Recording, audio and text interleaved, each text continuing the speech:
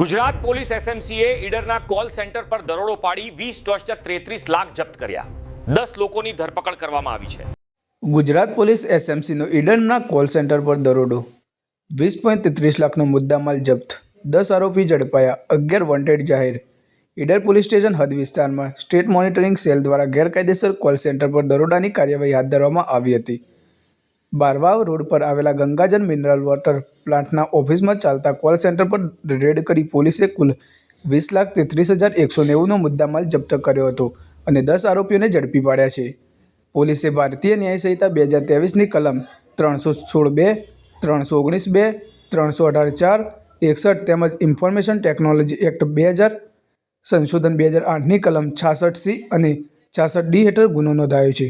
જપ્ત મુદ્દામાલની વિગત: laptop 12, ₹2,25,000, mobile 40 નંગ, ₹7,45,000, રોકડ રકમ 40,590, વાહન 1, ₹10,00,000, router model 4000, laptop charger cable 12, ₹12,000, laptop mouse 8, ₹1,600, mobile charger 10, ₹1,000, headphone 8, ₹4,000, ATM card 8. કુલ મુદ્દામાલ 20,33,190. મુખ્ય આરોપી સહિત 10 ઝડપાયા. મુખ્ય આરોપી ગુલામ ઘોષ ઉર્ફ રાઇડર શબીર કુરેશી સહિત અમદાવાદના વિવિધ વિસ્તારોમાં 10 આરોપીને ઝડપી લેવામાં આવ્યા છે.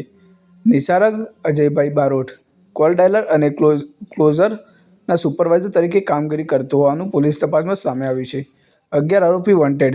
અમેરિકન નાગરિકોના ડેટા પ્રોવાઇડર અને યુએસડીટી એક્સચેન્જ તરીકે કાર્યરત 11 શંકાસ્પદ વોન્ટેડ જાહેર કરવામાં આવ્યા છે. પ્રાથમિક તપાસ મુજબ વિદેશી નંબર અને હવાલા માધ્યમથી નાણાં ટ્રાન્સફર કરવામાં આવતા હતા.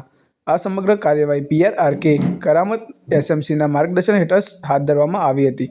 પોલીસે આંતરરાષ્ટ્રીય સાયબર ઠગાઈ કનેક્શનની દિશામાં વધુ તપાસ શરૂ કરી છે.